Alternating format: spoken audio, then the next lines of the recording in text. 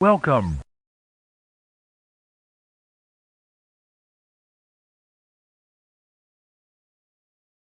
Yeah, I gotta come up with a better intro. Hi guys, welcome back. If you're new to my channel, my name is Alina Corrales, aka Blondie, and you are watching Simply Blondie, where I talk about pretty much everything and anything that is, well, on my mind, from the very important stuff all the way down to the BS and everything in between.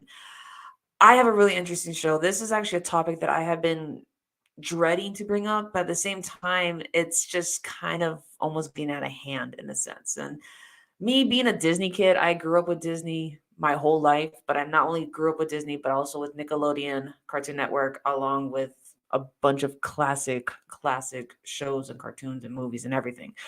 But the thing is that I'm starting to feel like Disney's kind of getting, well, a little bit out of hand with it now. Before we get started, let me just bring this up real quick. Please follow me on my social medias, which is going to be Instagram, Twitter, as well as the Clock app. I am trying to get a little bit more prominent on TikTok. It's a little bit difficult for me because usually I'm like not really paying attention, or I just forget that I have it. So I'm trying to be more proactive on it. But please follow me here on social media. Little side note as well, I am in the midst of constructing a Patreon. I keep saying that I'm going to do one. I just never really do one. I'm finally going to start doing one. I have it, just need to kind of like start working on it before I send it out.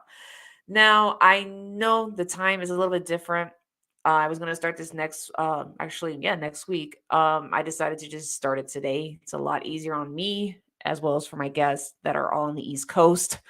So let me bring in my guest today. This is actually a first for me, but I believe I have worked with him on my work wife's channel, which is going to be Comics and Cosmetics, Danny. You can go check her out. I will provide her info all down below. But let me just bring in my guest. He is from Red 5 Network, which I'm going to mention this when he comes in. Let me introduce you guys to um I, I might say this wrong, but it's Scuttlebutt. It's the Scarif Scuttlebutt podcast. Okay, Scuttlebutt. I keep saying every time I talk about you with Danny, I always keep saying Scuttly Butt, but I'm like, Scuttly I know butt. that's not That it. sounds funny. That sounds good too. Scuttly Butt. So tell me, tell everyone about yourself a little bit while I Sure. situate everything. Yeah, the Scarif Scuttlebutt podcast. We started in 2019. My buddy Brad and I started the podcast. We just started talking about Star Wars. We had Star Wars Celebration here in Chicago in Okay. 2019. I grabbed a microphone, went out and interviewed people at the venue. At the venue, came back, put together our first show. But it was a couple of years that we just did Star Wars, but we realized that we loved a lot of other nerdy stuff, comic books and movies and the Marvel Cinematic Universe, just a lot of everything. So we kind of did a little restructuring, a little rebranding, and now I cover just a lot of deep dives, a lot of commentary on movies and things like that. What we like. Sometimes we review. We have our own show Saturdays at 7 p.m. on YouTube when we find something to talk about. But yeah, new episodes on Thursday, and we're just having a good time bringing in some folks, friends from all across the Red 5 network, and really just whoever wants to talk nerdy stuff. I love to just talk with people about what they love and find out more about them. So that's what the Scare Scuttlebutt podcast is, and we're having fun. Yeah, Nice. No, because I'm like, I remember when like I believe we did work together once on Danny's channel once. yeah, I think so. I think because I I was think like, I've been on her show. Like she's calling me the five appearance club or five oh, same here. something. You Yeah, got the so five appearance jacket already. right, yeah. So yeah. Okay. So oh my god. So what? So let me bring in the topic because I'm like, where is it? Right here. I'm like Let's do everywhere. it. Oh, I Let's don't do have it. it. So did not type it up. That's the one thing I did forget. So Disney live action films. I couldn't think of any better. When you reached out to me about this, like joining me on this, I thought you were like the perfect match because I know you work in media. and your Hmm. insight with media itself was just absolutely perfect for this. So while I get this all typed up, 'cause I thought I had it all typed up. Let me I should just look at I thought I was ready, but I wasn't. All right, so Disney live action getting out of hand. And oh, well, Robotic Turtle, you haven't missed much. We're about to start right now because my thing is I keep forgetting to prepare myself. But We were waiting for you, Robotic Turtle. yes, we are. So Disney is getting out of hand with their live actions.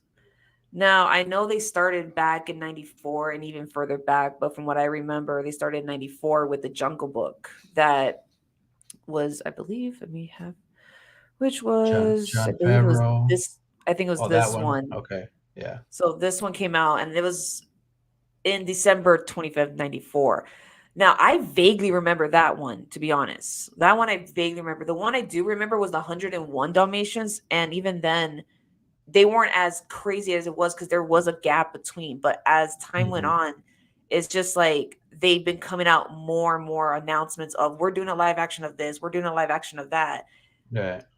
It's just getting out of hand at this point because now it's just like they're just pulling the magic out of the animation. And personally, it's like I don't need a live action of everything that they've done already.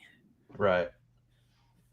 There was, let's see, there was also another Jungle Book, the one directed by John Favreau of Uh, Mandalorian fame. that one, yeah, And the newer one that came out in what year was that? 2016. Yeah. So I think, I think studios and directors like to play with the technology, and obviously, the Jungle Book is an old story. It's an old property. They made it, the original one. They made it back in the day.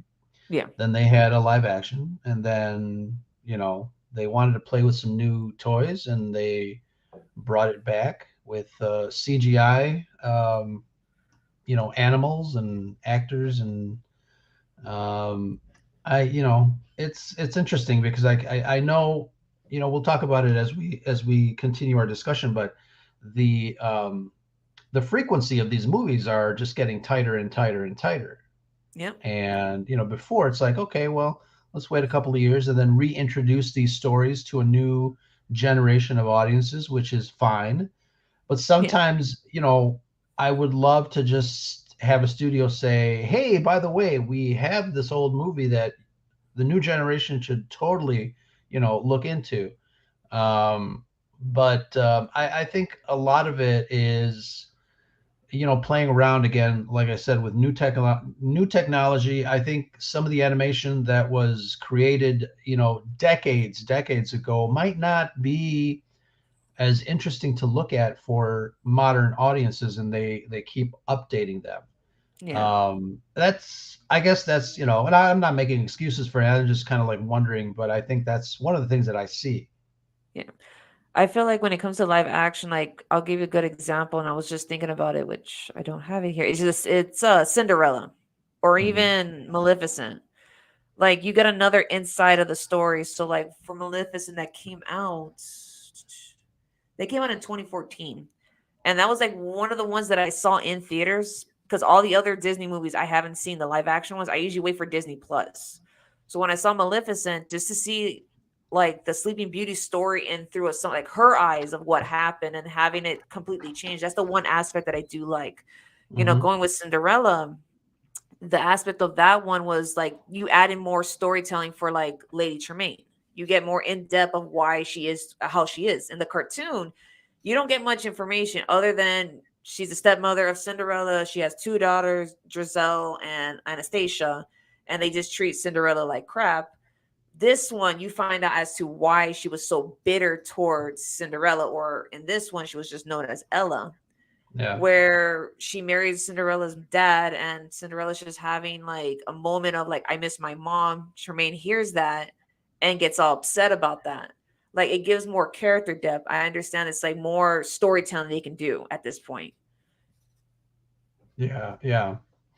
And Because I it's mean, like, yeah, it's almost like they're bringing in the I think somebody had described it as prequelitis, bringing in a story, but taking it back to kind of set something up. What's up, Danny? Hello, Danny, and obviously, yeah, hello, Danny. But go on, what were we saying?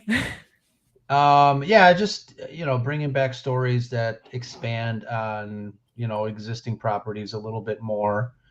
Um, but before we went on air, I mean, I think you mentioned the fact that, and I've heard this argument a lot, is that Hollywood is getting lazy and uncreative. Yeah. For the most part, I think that's true. But I think I would offer an additional point with that coming from a business aspect. And I think it's one of the things that the sequel trilogy for Star Wars suffered from. After Disney paid George Lucas, what was it, $4.2 billion for Star Wars and all the properties that were under his name.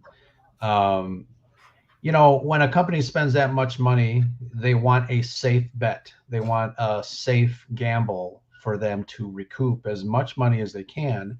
And I think that's one of the reasons that The Force Awakens seemed very familiar with all the tropes and all of the story plot points that TFA had, because they were basically just kind of retreading the original Star Wars. If that worked back in 1977, then it probably will work again, as they presented this new trilogy. I think, the investors wanted their money back as quickly as they could.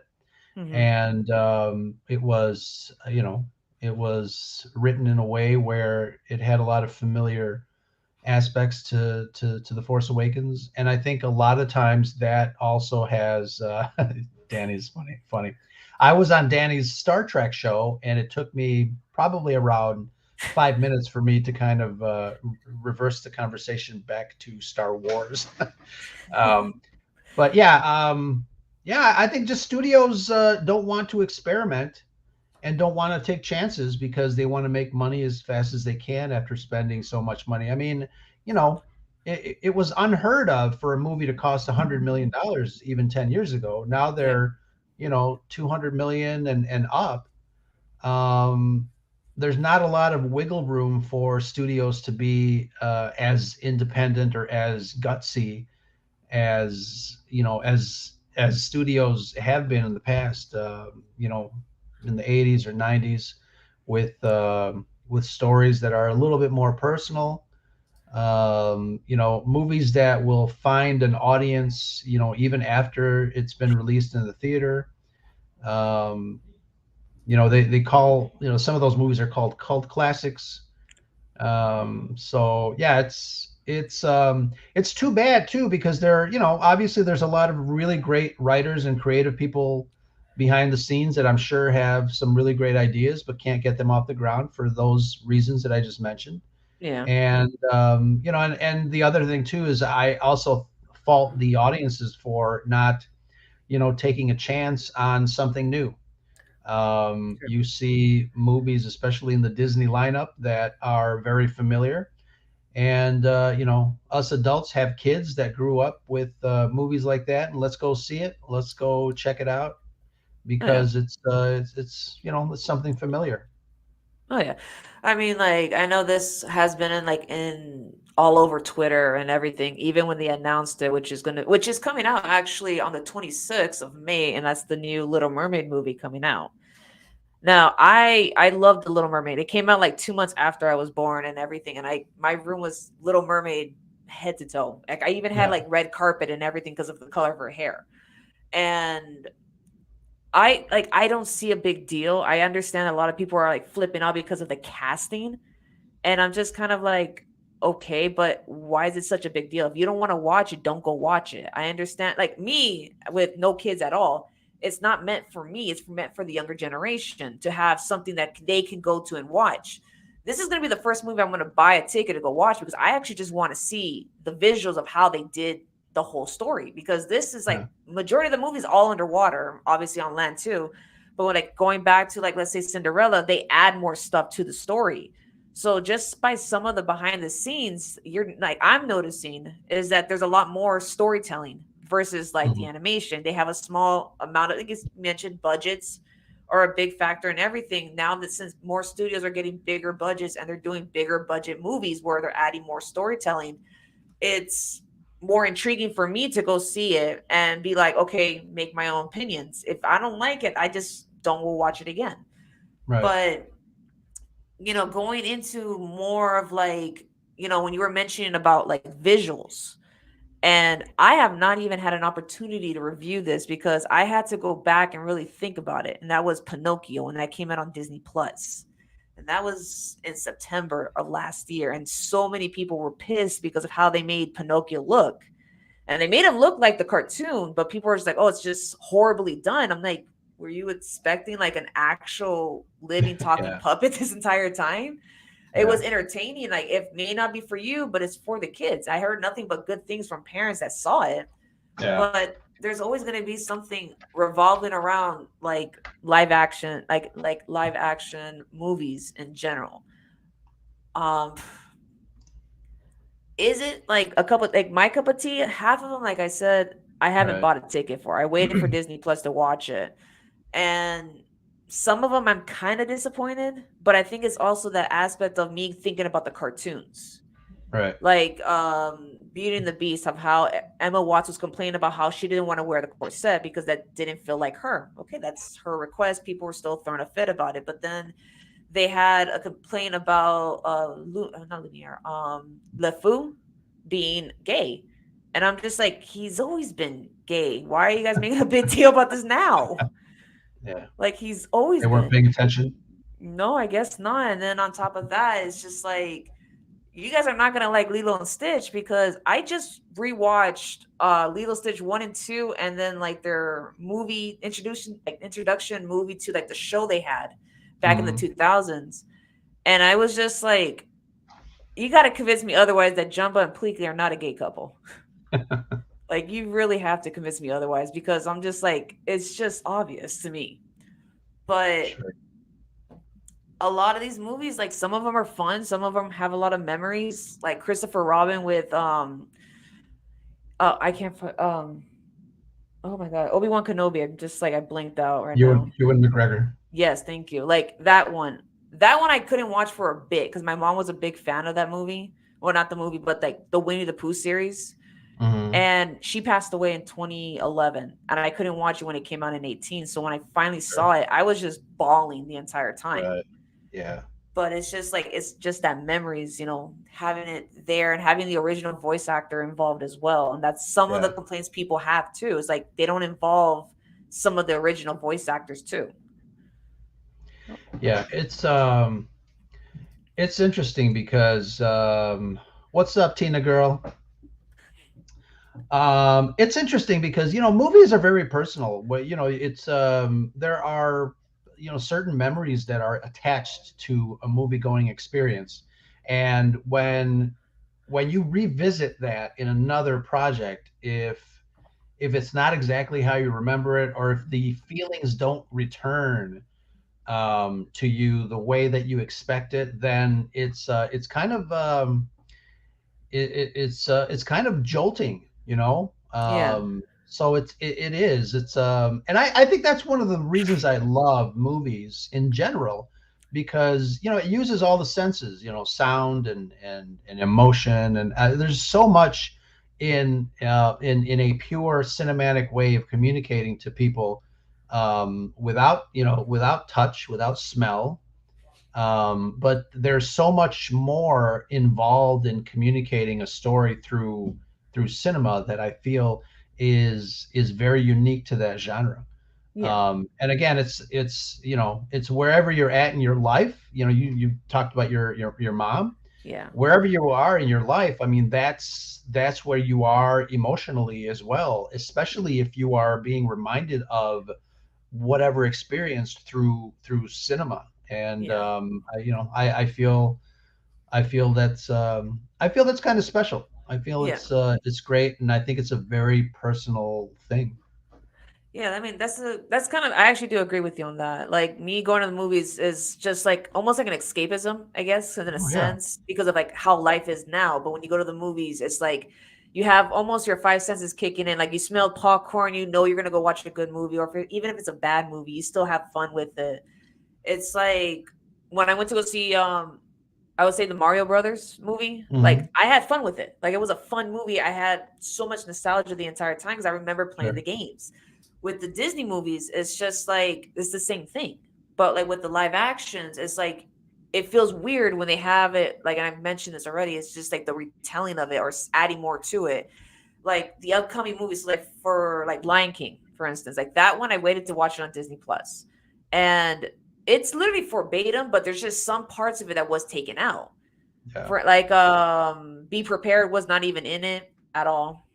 I'm trying to think of other ones. There was other scenes that were added into it. There were scenes that originally were supposed to be put into the animation that was added later on into the movies. So like Beauty and the Beast, we find out what happened to Belle's mom. We didn't know what happened to her in the animated version. We just thought, oh, she's just doing the Disney curse where, well, Disney just kills off every mom and that's that. yeah, But we find out that Belle's mom had, oh my God, the bubonic plague. So she had like basically she got sick.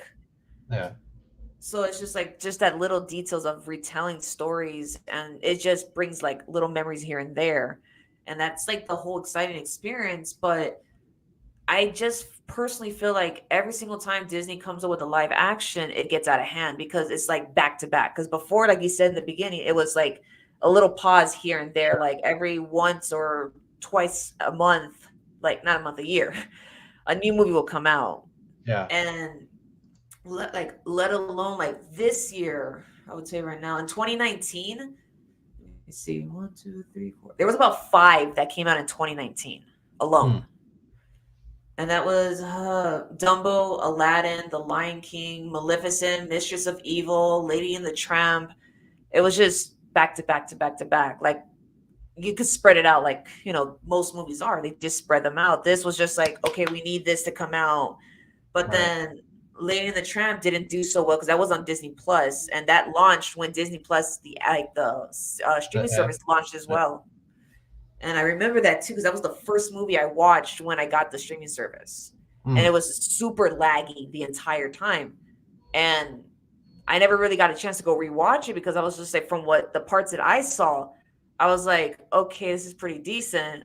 And I go, can you imagine to do Aristocrats? Now they're planning on doing Aristocrats later down the road. So I was hmm, just like, oh, okay, so now they're gonna actually I guess they were experimenting to see how that would be just before they actually launched, the Aristocrats. And I know that one in itself, there has to be a lot of alterations, especially with one of the songs that they had. I think it was Scat Cat's band hmm, that they have to do some alterations to the song. The same thing with like Little Mermaid, because Kiss the Girl, they said they had to change that one completely before releasing the film. yeah. Hmm. So Interesting. Yeah. There's you mentioned Pinocchio. There's another Pinocchio, the more recent one, Guillermo from del Toro's that on one, Netflix. I love that one. Yeah, That he's one, a very talented director. no, that he is. That one I actually did like because it didn't like it gave you a happy ending, but it didn't give you the happy ending where he turned into a real boy. Like he stayed as a puppet. Hmm. Eh, That one I actually did like, and it's just more of like just valuing life itself and all that because he just kept coming back. He will die and then come back. This one was, Like Palpatine. yeah, pretty much. Sorry, Danny.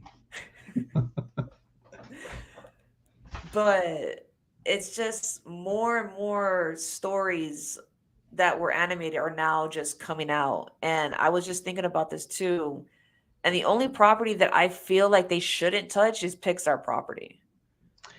Yeah, and they've done some spin-offs on Pixar, didn't they do? So obviously we have, Toy Story, Yeah. and all the sequels to Toy Story, but some of the spin-offs were even from Toy Story. You had what is this the one with Buzz Lightyear.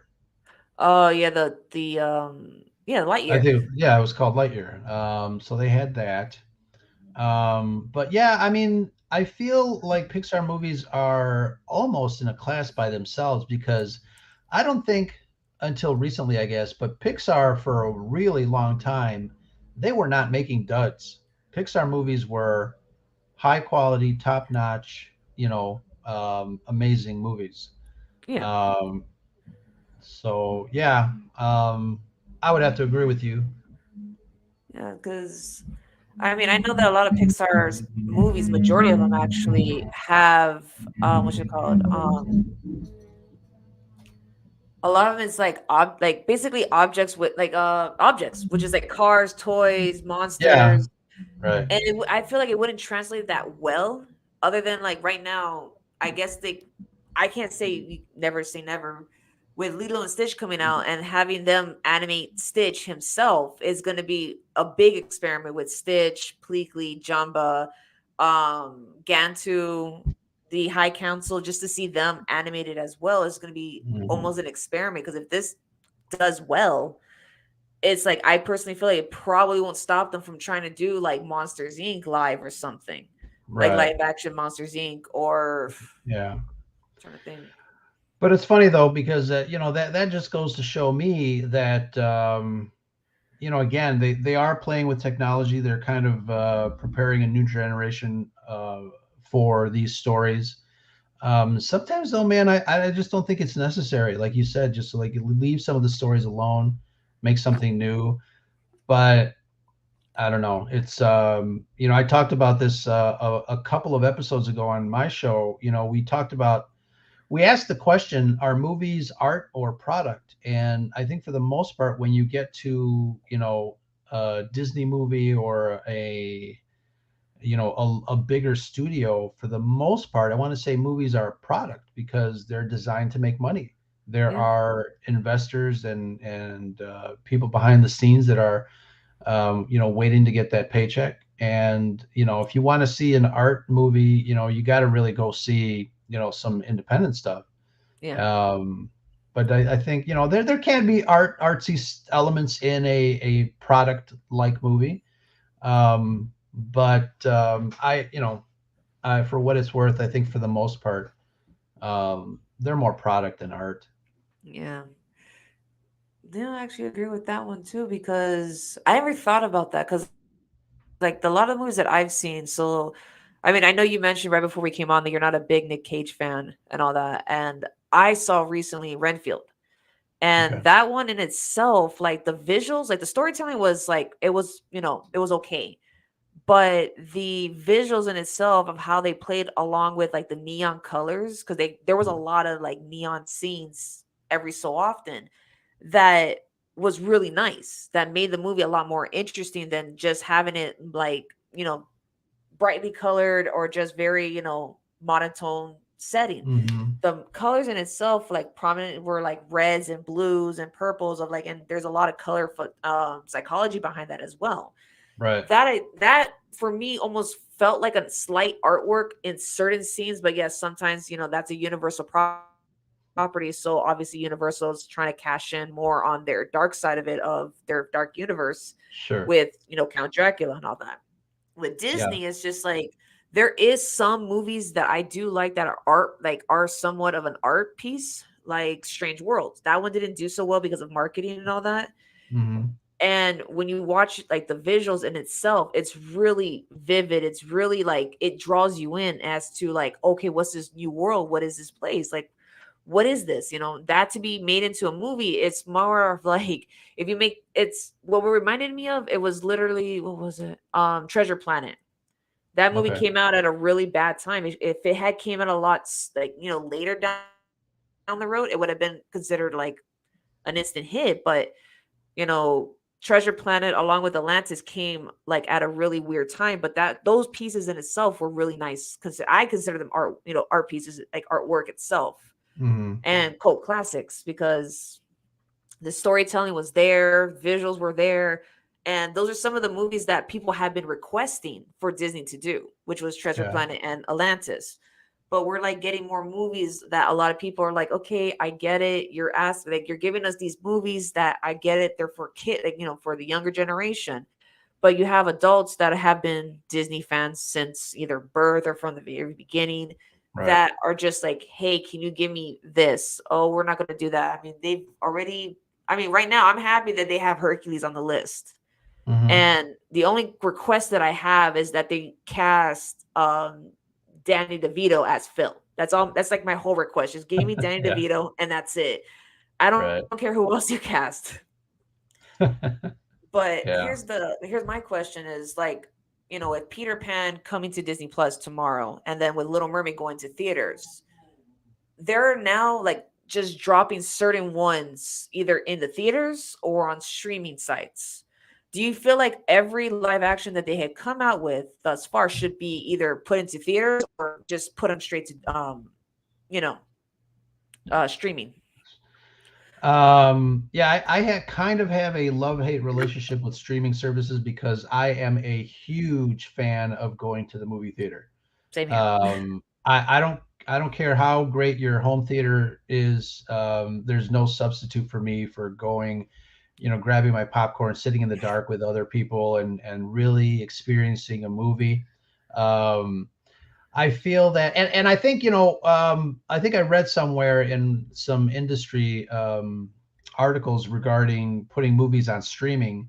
They don't make any money as far for the studios, because whoever's already subscribed to, bless you, Thank whoever's you. already subscribed to that service, is not giving you any new money to watch that movie. So I Yeah. think, for me, it would be smarter to just release everything in the theater, Yeah. and then put it on, streaming. I think, they're hedging their bets that if somebody sees that there's a new Peter Pan on Disney Plus, that they're going to be a new subscriber, and that's not always the case. Yeah. Um, so yeah, I mean, I love the movie theater experience. Give me a movie first, anytime. And kind of use the old paradigm, theater first, home video later. Yeah, that's actually true because like for instance, when COVID kicked in 2020, everything shuts down, everything, movie experience kind of dies out. They were just literally moving everything to streaming services and all that. And I know with Voodoo, you have to pay in order to watch it, but you only have like what, Hmm. 2 days to watch it and then you lose it. Right. Like they released, what was it? They released Onward onto Disney Plus. Like right when the movie was supposed to come out into theaters, they just released it to Disney Plus. And there was a lot of people Hmm. saying that that movie could have been really well, like could have got a lot of good reaction if it had gone to, to theaters. But the thing is that with me it's just kind of like I can understand like like the conveniency of having it streamed, but like going back to what you said, it's just the experience of just sitting in a theater, having your popcorn and your drink, and Yeah. just getting immersed in it. Because I go to the movies by myself, and I like the whole experience by yourself because you don't have any distractions around you or anything other Sure. than like people around you, and that's it. But just paying attention to the little small details that it pop up that you may not notice the first time Hmm. is what catches me every single time. And going back to like the Little Mermaid, it's like, is this movie going to stop me because of all the controversy behind it of how there's a black mermaid? It's just like, one, mermaids are not a real thing. That's the given. And Right. two, it doesn't bother me because it's just a movie. It's not based on a live, a real story.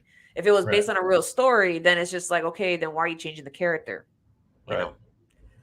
But for me, it's Malcolm X starring Tom Cruise. exactly. Or Tom Hanks, because Tom Hanks does all documentaries. But it's not gonna stop me. If you don't want it, like that's why I always tell people like throughout the time that they announced they were doing it, the trailers, I go, if you don't want to watch it, just don't go watch it. Don't waste your Right. money. People want to sit here like, oh, I'm gonna boycott. Go ahead and boycott. You're one person. There's gonna be other people that are gonna go watch it. Sure. Yeah. And like now the new controversy is the Lilo and Stitch thing. Hmm. Because they have obviously what I liked, and this is what got me excited, and that's why I mentioned it before, was getting the original voice actor. The voice for Stitch is coming back, which is Chris Sanders.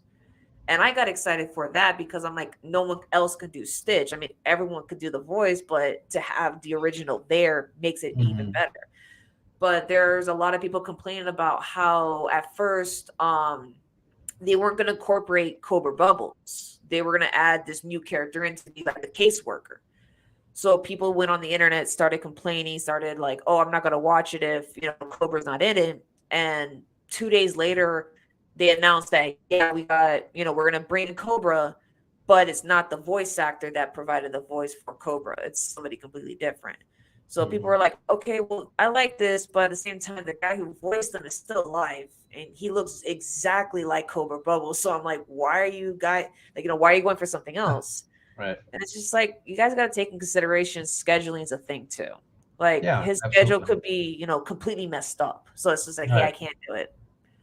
Yeah. But that It's one, funny. It's funny because years ago we didn't have so much information as much as we do now with social media. You have studios and actors on social media, talking about the project, talking about this and that, and it kind of fuels our own insecurities. It fuels our own drama. Um, you know, in my day, we had to wait, 3 years in between trilogies. So it's like movie trilogies.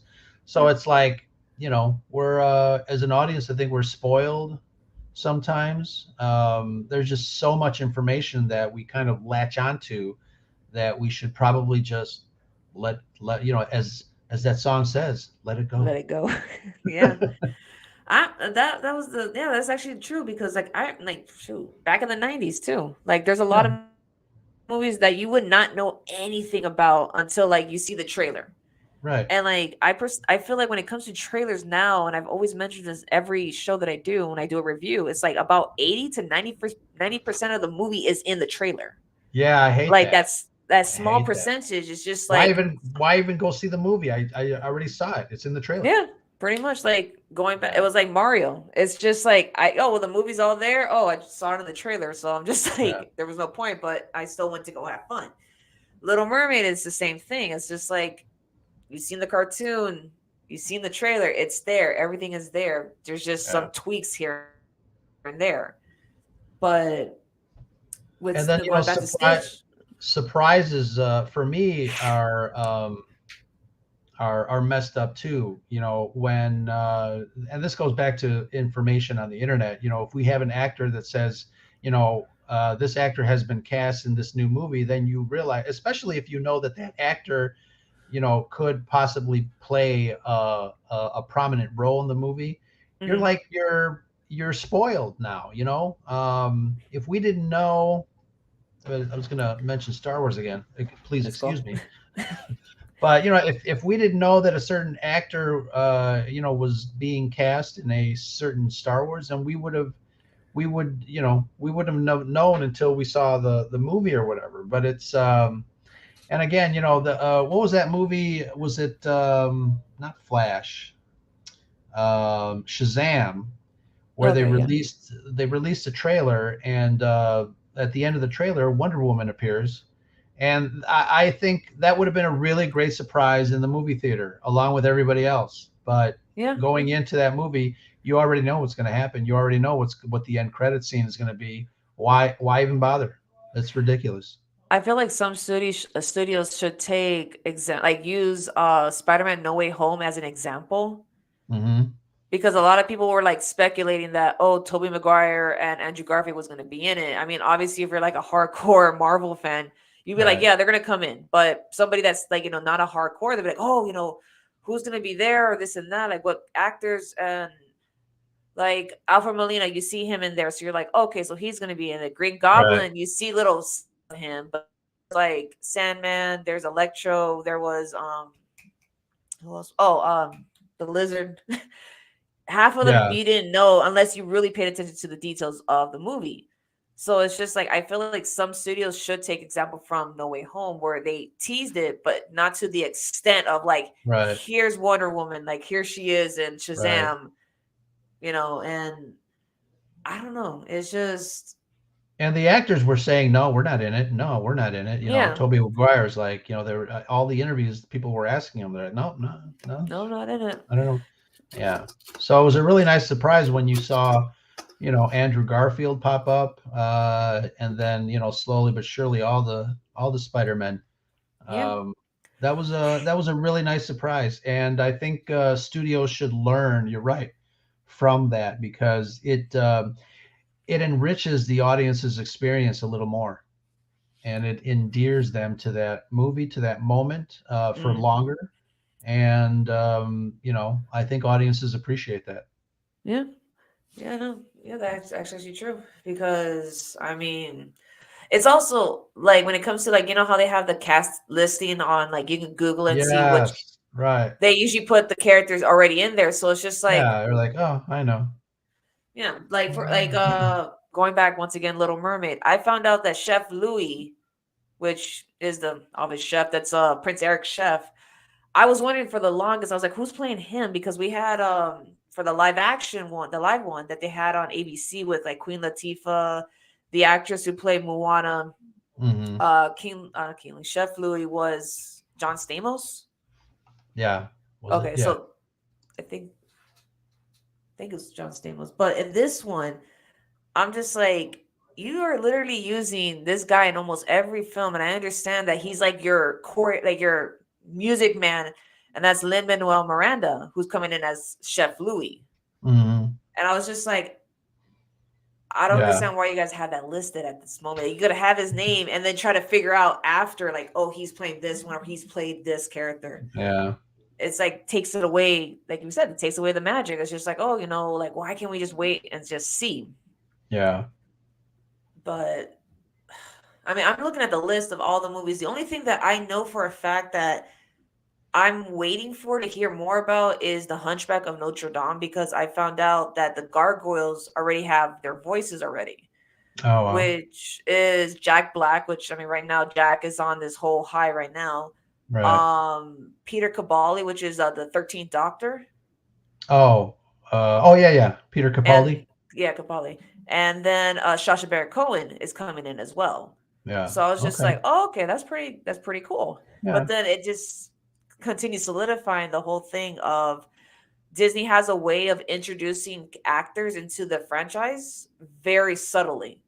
Hmm. So, for instance, Melissa McCarthy, who's playing Ursula, was Yeah. in Thor: Love and Thunder, playing Hell, like kind of like the stage performer who played Hela. Hmm. Like that was their way of softly introducing her into the whole franchise instead of like, oh yeah, she's in this movie now. It's like those soft introductions throughout their whole like Star Wars, like yeah, Star Wars, Marvel, and Disney World or Disney Verse and all that, as well as their Pixar areas too. Yeah. Is that they just do it very, they think they're doing it subtle, but it's just like there's people like myself who pays attention, starts noticing that it's just like, oh, she's gonna be in your in like a film of yours. Yeah.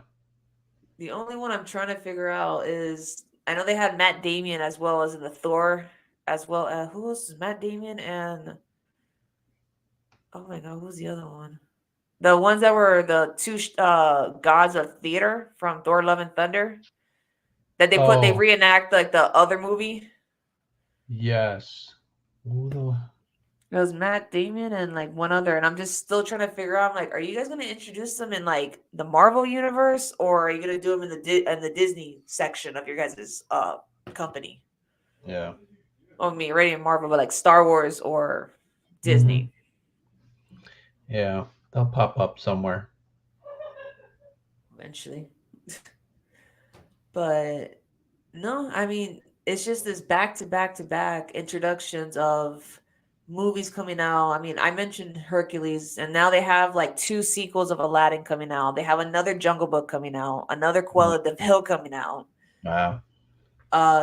Sword in the Stone, which I was making jokes before. I'm like, is this gonna have any cross between Sorcerer's Apprentice, which Yeah.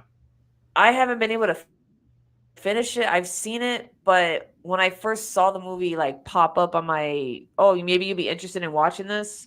I Hmm. was like, why does Nick Cage look like a homeless man?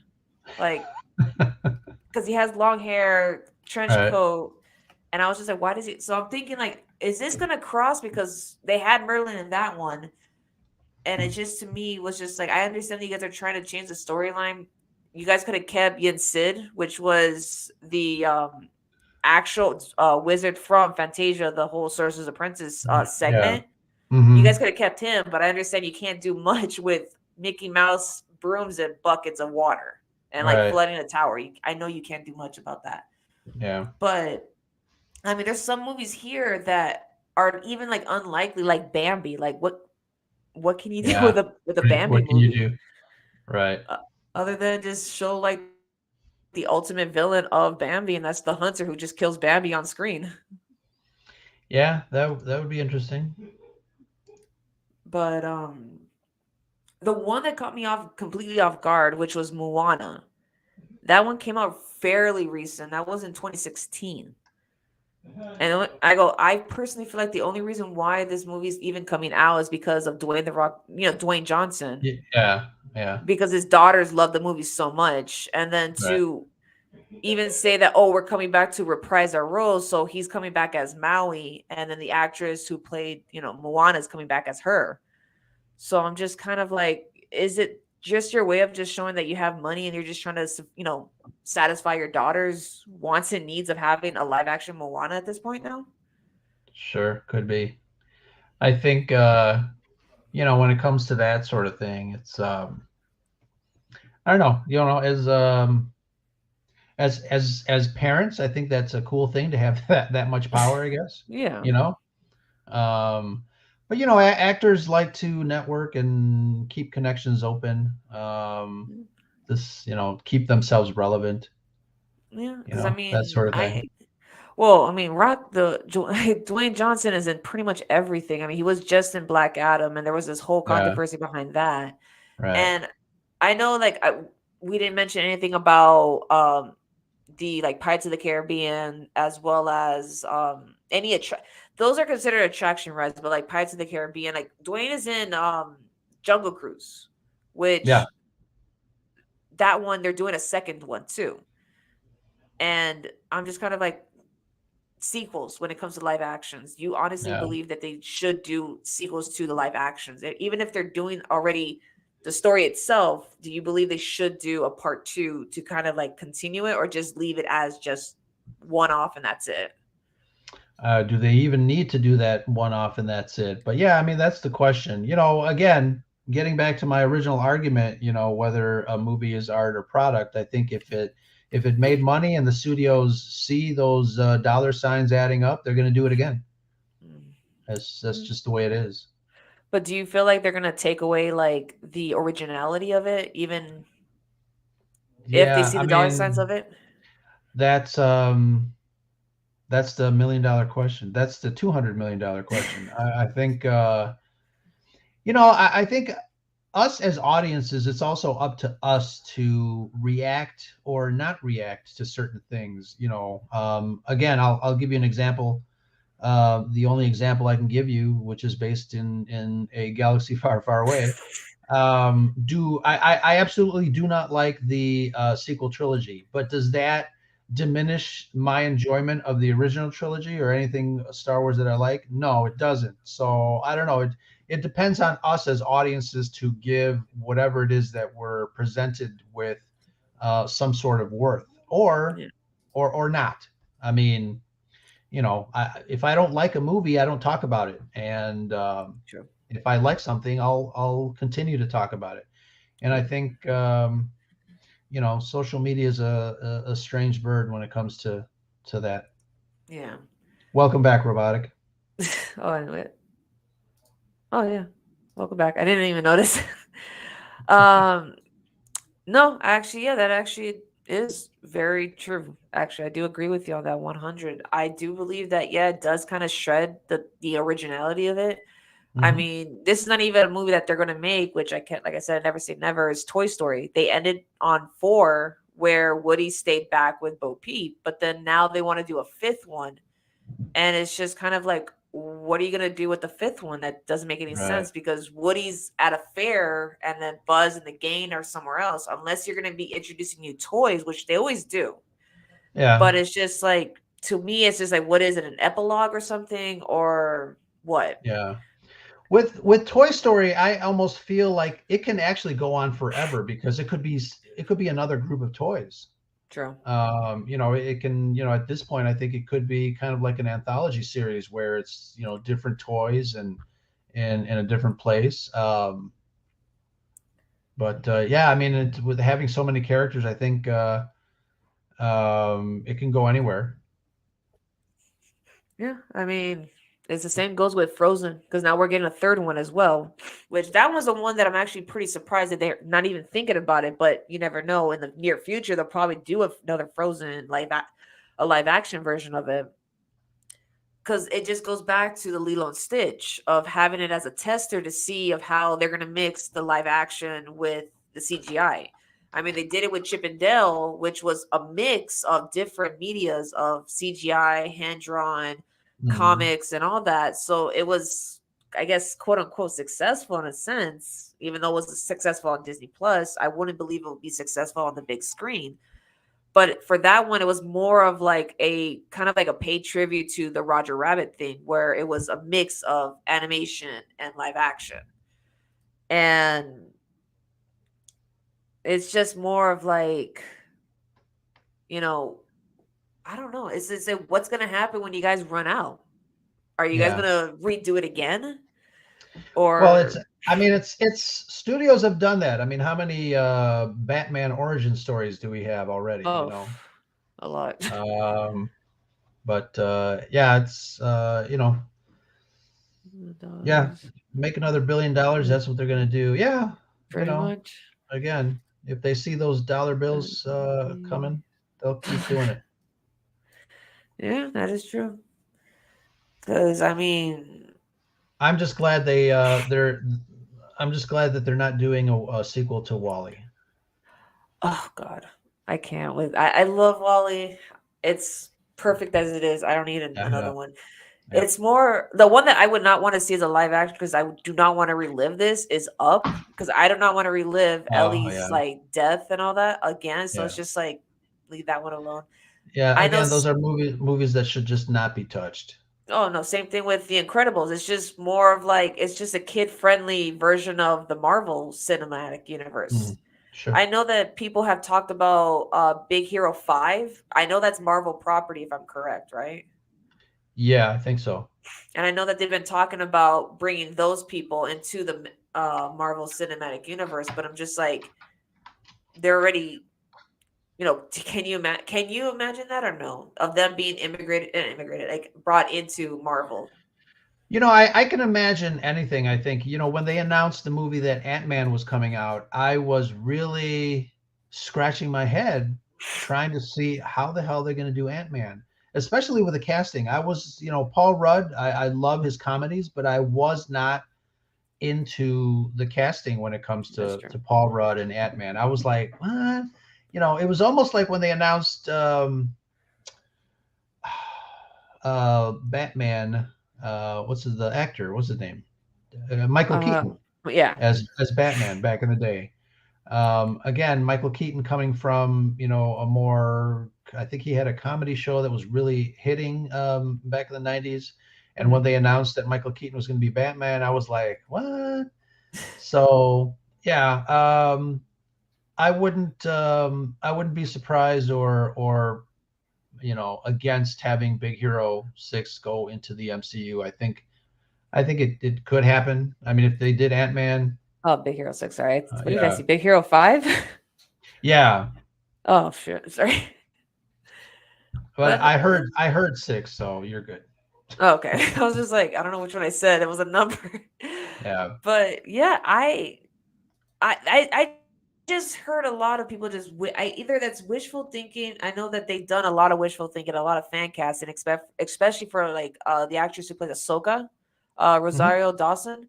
I Yeah. know that started off as fan casting for a very long time until it was actually like the studio like sat down and like, you know what, let's just do it. Let's just bring her in, which obviously she was a great choice from the beginning. Sure. Um, I know that a lot of people do a lot of fan casting with live action films, with movies that are coming out, movies that they wish. And I mentioned two of them that I would want, which is Atlantis along with Treasure Planet. Even Hmm. though they've done Treasure Planet in the form of Treasure Island back, like way back in the day, and they've done that so many times. And I think my personal favorite one is the Muppets one because it has Tim Curry in it, Yes. and you can't top that one so far. I know. But it's just more of I don't know, it's just more of money wise, I guess, because a lot of it is, CGI, and a lot like Quantumania, I could probably guarantee it was probably alive because that's just a huge chunk of CGI work the Sure. majority of the time. Yeah. What was it? The big heroes just could be working in the MCU, especially with their powers being technology, especially since they're kind of okay. Yeah, that is true. They could even introduce it in Ironheart too if they were to ever, Oh yeah, I can see because that happening. And like that's that. Ironheart is being shot here in Chicago. Oh, really? Wow, Yeah, so that's cool. Um, that would work awesome. actually. Yeah. Treasure Planet is such a big bomb that I don't think they'll ever touch that again. It's not that it sucked. Treasure Planet came out at such a weird time. That was the thing. A lot of movies that came out during the night, I think it was like late '90s. Let me double check that. Who directed that? That almost looks like a Don Bluth. What, Treasure Planet? Yeah. No. Even in 2002, who directed it? Because John Bluth, no, it was Ron Clement. Oh, Ron okay.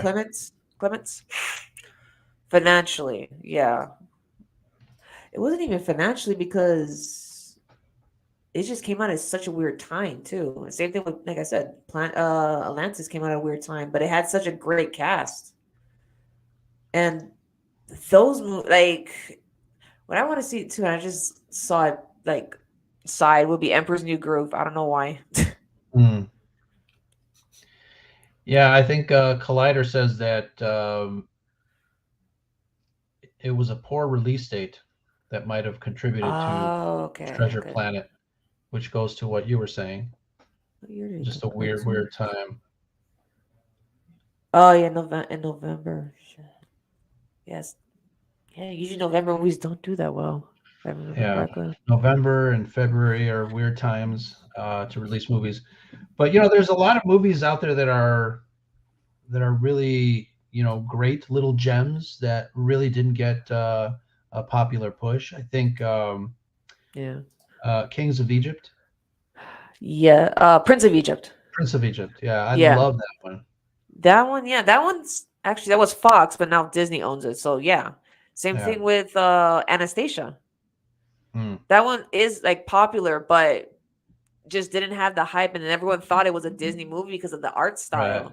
Yeah. But it's just I know that one they've been in the talks, which is just rumors going around saying that they want to redo it again.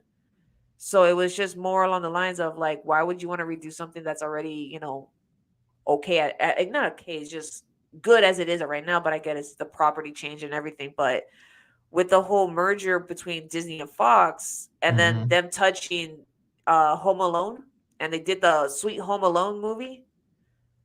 God, I don't even remember that. That one was the newest one, which it was supposed to be like a retelling of it. It still had, some of the original actors from the first ones. Hmm. But this one, it was just more comedic, more Yeah. slapstick versus like, the jokes and all that.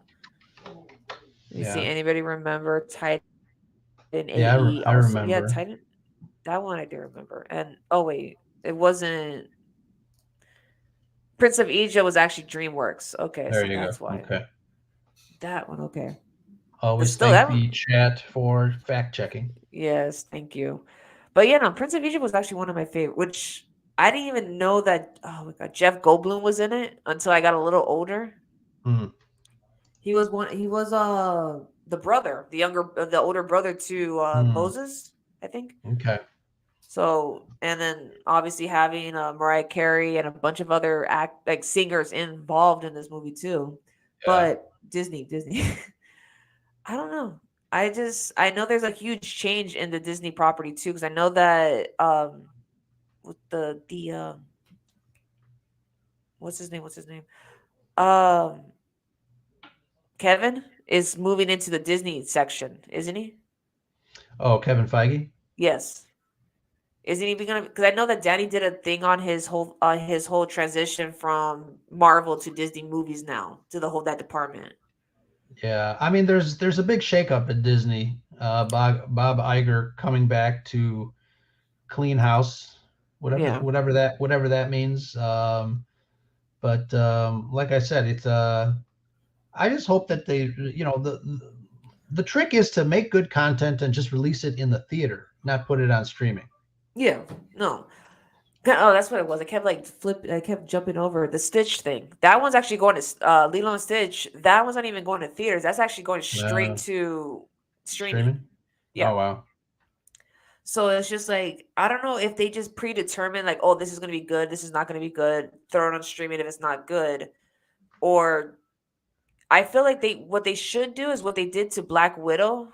If you remember when it was supposed to go to theaters, but they had to push it back a little bit, and then they Hmm. finally let it into theaters, but they also had it on Disney Plus.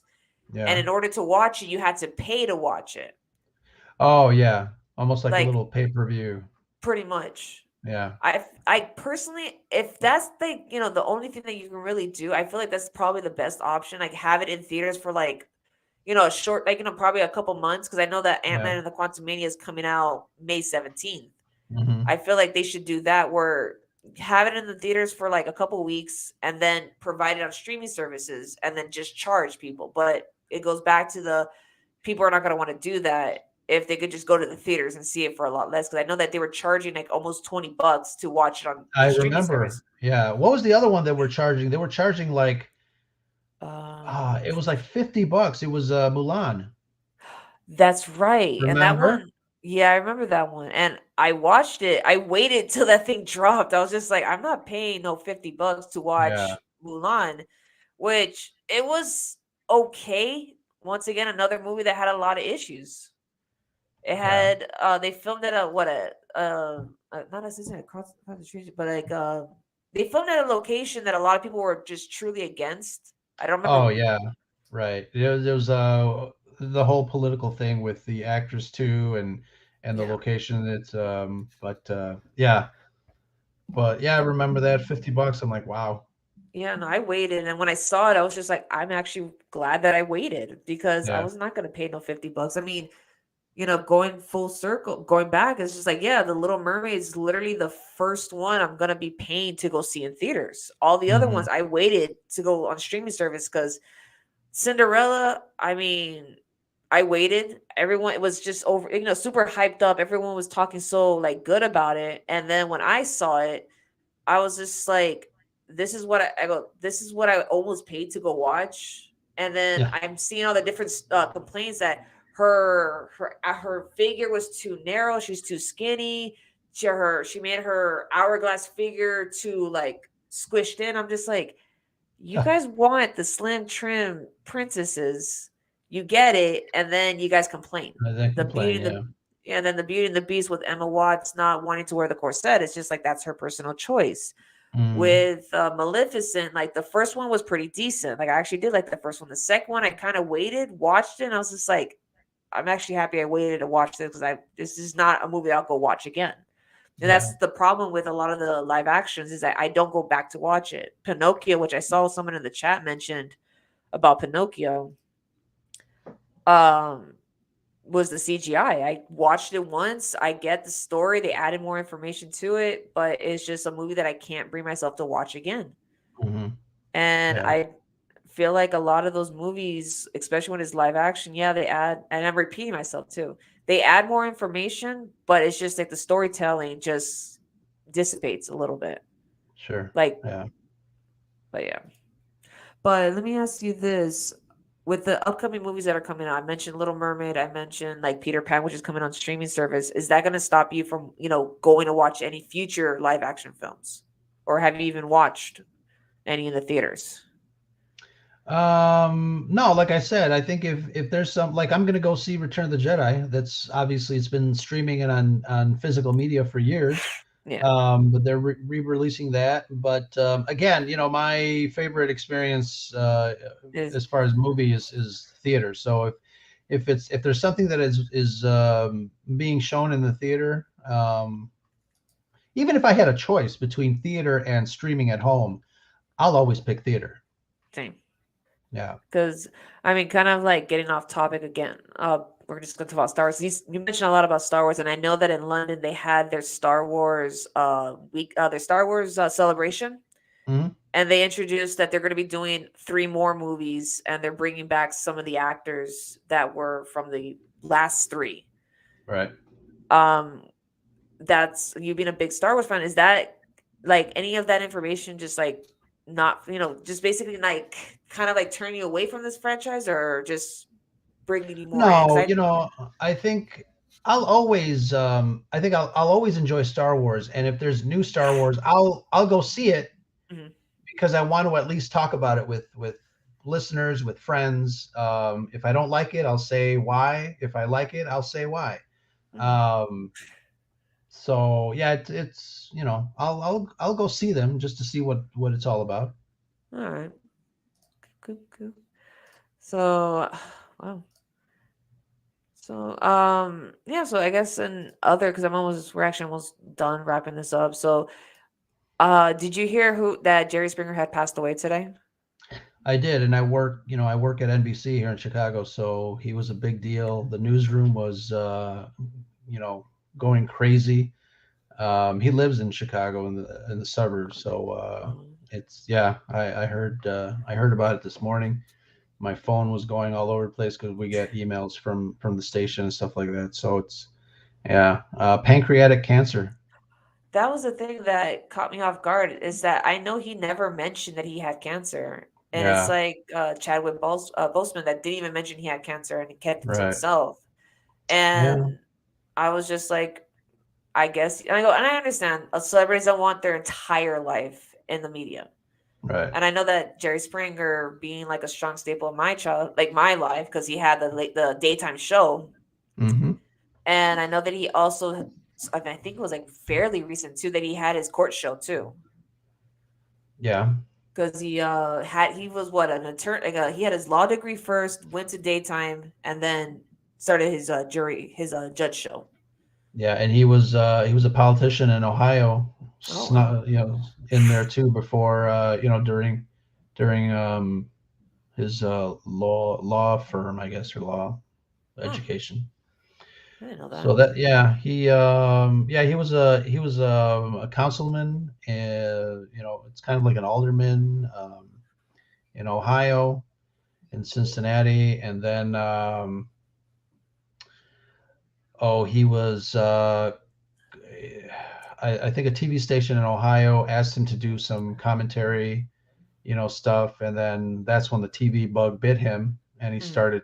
he started his television career fairly soon after that. Oh, I didn't know that. Yeah, I mean, I didn't know much about him other than his daytime show that like my mom would have on, sure, yeah, and I just remember like learning when I got a little bit older that a lot of the shows that he had were like either stories that were told to like the station that they just reenact or just actual stories. And I feel like the spring break ones that he did, if you remember that one, that he did this whole thing during sort of, spring yeah. break, and a lot of those stories were just fabricated completely. Mm, That I remember, and I just remember when he finally did his little final thoughts and all that about the whole thing. He just gave little lessons here and there. right. That's what I liked, to be honest, about him. But when he left to go do his jury show, his judge show, that was what exclusively on one stream. Once again, a streaming site or a streaming network. I'm trying to remember which it was. Was it?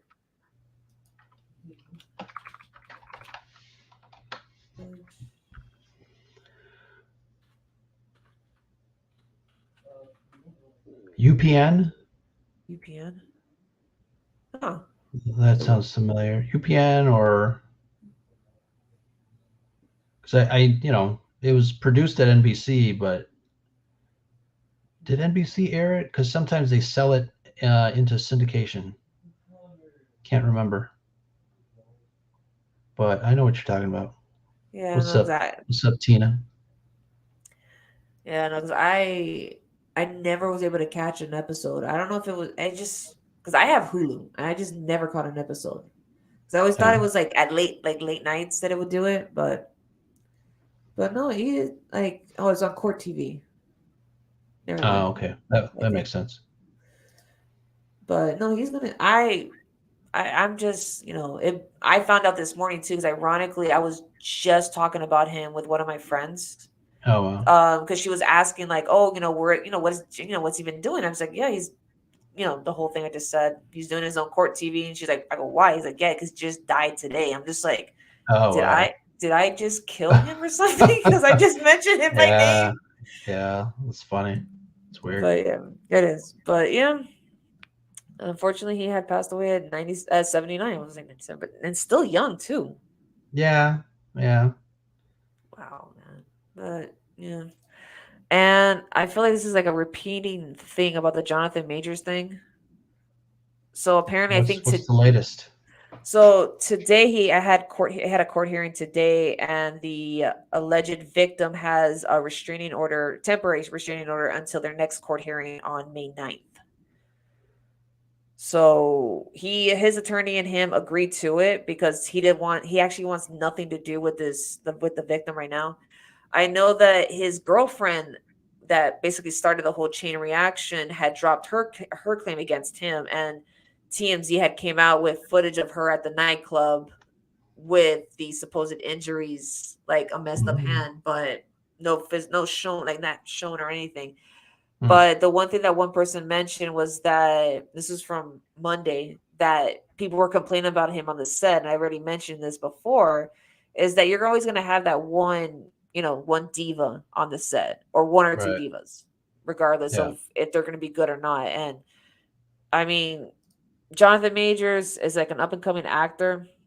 Marvel people are already rumoring that he's going to be replaced already, which hasn't been solidified as of yet. Hmm. So it's still a rumor.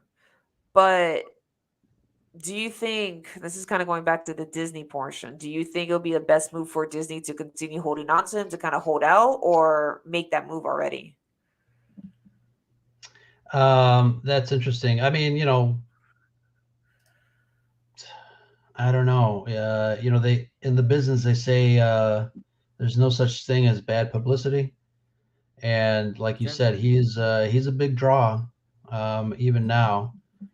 Um, there was a point in time in a couple of weeks ago. I mean, he was in everything. He was in three different movies, plus obviously the Marvel's big one. Yeah. Um, Ezra Bridger is still, or Ezra, that's a Star Wars character. Sorry, Ezra Miller. Um, I've like sometimes I have like Star Wars Tourette's. As you know, he's still in the Flash. People were kind of calling to have that movie either recast or redone or canceled altogether. Yeah. But it's a big investment for movie studios to be able to cancel. I'm still surprised they canceled Batwoman or Batgirl. Oh, What was that the one, movie? yes. Yeah, The Batwoman. yeah. But yeah, I think even for legal purposes, I think they're probably going to wait to see what happens in the courts Hmm. because you don't want to open up another can of legal worms. If they let him go, he Yeah. can sue them for either breach of contract or Yeah. unsubstantiated firing or whatever it is. But True. again, just having all this information at the tip of our fingertips, Fingertip. Yeah. we're talking about it, we're speculating, and we I want to say we really have no clue what's going on. Yeah. No, I mean, I feel like with the whole Edric Miller thing, I know that on Twitter there were some people already complaining about trying to cancel James Gunn because he doesn't want to get rid of him. Right. And it goes kind of piggyback off what you said about how it's going to cost the studio to either recast, reshoot, or just cancel a movie that they've worked on for a while now. Right. Yeah. And it goes to the whole thing with like Loki. I know season 2 is supposed to come out this year, and I think they pushed Yeah. it back a little bit. Right. And I know that they had filmed his scenes as well. It Hmm. um it would be very costly to just redo the whole thing, recast them. And I've already repeated myself several times. It's like I don't want to jump the gun and say, oh, that he needs to be recasted, or oh, they need to do this, because it's Right. just already already feeling like a Johnny Depp and Amber Heard case all over again Right. from last year. Because I mean, Sure. look how fast Warner Brothers got rid of Johnny Depp, but they kept Amber Heard on the set for Aquaman 2, and now Mm-hmm. Aquaman has been pushed back all the way to December. And people are already saying that when they did the test screening, people just walked out. Mm-hmm. So it's just like for them to not listen to the audience, or kind of like, hey, listening to the audience of getting rid of one person that was a victim himself, and not knowing the full story until the full story came out with the court Right. hearing. I feel like, yeah, Disney's kind of like waiting it off, like you said, to see what happens. Because if he Sure. did it, he did it, and it's just like, okay, there's going to be repercussions. But Mm-hmm. if he didn't do it, it's just kind of like, okay, I don't want to get shot. I don't, the company doesn't want to shoot Yeah. themselves in the foot for getting rid of Sure. something that. But yeah, I mean, that's the only Yeah. information I have so far. He has a court hearing on May 9th. So we're going to probably have to just wait and see what else is going to come Sure. out. But And Tina seems like she's been reading on it, and she'll keep us situated on the situation. all right, cool, cool. Thank you, Tito. Thank you, Tina. But yeah, I was going to mention the whole thing about more Disney stuff because I know right now, what was it? Disney is filing a lawsuit against the governor of Florida. Why am I say California? Filing a lawsuit against Ron DeSantis because of the whole breach of contract, their whole thing about taking away their private government. Mm-hmm. Which, I mean, you're aware of that, right? Or no? Yeah, a little bit. I'm not too in depth. I haven't read a lot about it, but it does seem like Disney's like the Vatican in Yeah, Florida. They're their own little country. pretty much. Yeah, no, I mean, they've been. it's worked for decades. It has. What's changed? The thing is the whole private government, which I've explained it to one of my friends who lives in Florida but didn't understand the whole thing. The Mm-hmm. reason why they had it was because they didn't want to have like the taxpayers pay for like paving their roads or the trash pickup or anything like that. They wanted to take care of that themselves. Yeah. So in 67, right before Disney World opened in 77, um they filed some motion to have it as a private government, and they'll just take care of everything. They'll pay everything themselves. So Mm-hmm. Florida granted it. So when Ron came in, was just like, yeah, no, we're going to take this away from you guys because you should be paying your taxes. It's like they were paying a small portion of it, but not a big amount. It was just that all their stuff that most taxpayers will pay would be, the pavements, the Take garbage, right. all the technical. They're taking care of it themselves. Yeah. Yeah.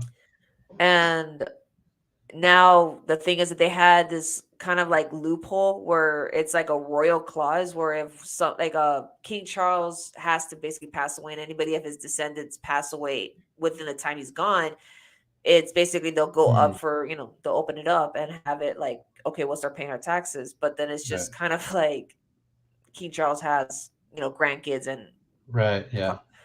so they fought a lawsuit. Ron is kind of like brushing it off as like they just don't want to pay their taxes, and it's just like you're messing with Disney, so it's like they're gonna Yeah. come after you regardless Yeah. because it bothered them and all that. But yeah, that's all I really got to say. That's about it. But Yeah.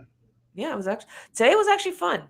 I mean, I know that we were kind of jumping around with the live action, talking about Star Wars, which is still Yeah. Disney prop, Sure. but it was fun. Even though I didn't mention anything about Indy, but still, that's like one franchise that I know it should come to an end. And even Harrison Ford himself says, like, yeah, it needs to Yeah. end.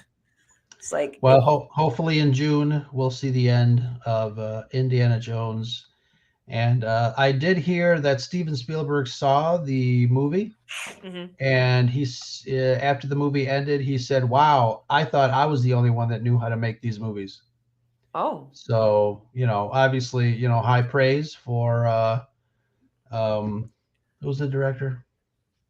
James Mangold. oh, okay. But I'm Indiana Jones is another one of those franchises that I really really love.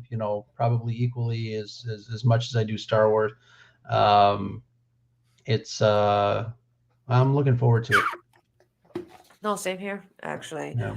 Because I remember watching the interviews with Harrison Ford and him. They're just asking, "Do you think you should do like another one?" He's like, "No." Like once Yeah. if my character dies, that's it. Like no Yeah. more. It dies Yeah. with me. That's it. And I can't wait. I mean, Crystal Skull was a movie that I guess nobody talks about anymore. And even though that that one I can't even like bring myself to rewatch. I'll watch the other ones, but Crystal Skull's just like the this never happened movie. Like this one, I skip around with Crystal Skull. I think one of the things that made Crystal Skull enjoyable for me was seeing Karen Allen back in the role. I love Marion Ravenwood as a character. She's basically Harrison Indiana Jones's Princess Leia. yeah, Strong character. I just love her, and she looked like the actress looked like she was having fun back in the saddle with Indiana Jones. So I I love that. I love watching it. But yes, I'll kind of skip around to certain parts of that movie myself. yeah. And since you mentioned Princess Leia, and I just remembered right now, on May 4th, they're finally giving Carrie Fisher her own star on the Walk Yes. of Fame. Yeah. And you kept mentioning, I was just like, I know there's something gonna happen on May 4th, and I just can't remember. And you said Leia, I was just like, oh, that's right. That's right. She's finally getting her own star. And I think it's her daughter, is it I think it's Billy, I believe. Billy Fisher? Billy Lord. Yeah, Billy Lord. That she's the one that's gonna basically take the representation for her mom, since both her mom and her grandmother both passed away. Yeah, that's sad. It is sad. Yeah. But oh God. But yeah, well deserved. It's one of those weird things that if you pay the Chamber of Commerce enough money and there's enough pull, then you'll get a star. So Huh. it's not like they're giving it to you. You're paying for it. But Oh. still, it's kind of cool to have a star in the Walk of Fame. Yeah. And Because Carrie Fisher is, she's done a lot more than just being Princess Leia. She was, oh yeah. a script actor, playwright, author. So kudos to Billy Lord, and can't Yeah. wait to, you know, walk that Walk of Fame and check it out one day. Same here. Because it's like you says, well deserved. But I just can't believe I just forgot and then just remembered right now. But yeah, no. I mean, when it comes to live action, for like the like going back to live actions, yeah, I'm excited for the story possibilities that they're going to come up with. I just feel like they need to kind of go back to their roots a little bit of originality when it comes Sure. to movies, Yeah, because absolutely. you can go so far before running out of ideas and then just Rehashing. rehashing over and over. I know Yeah. they're coming out with Wish, that's coming out this November actually. Hmm.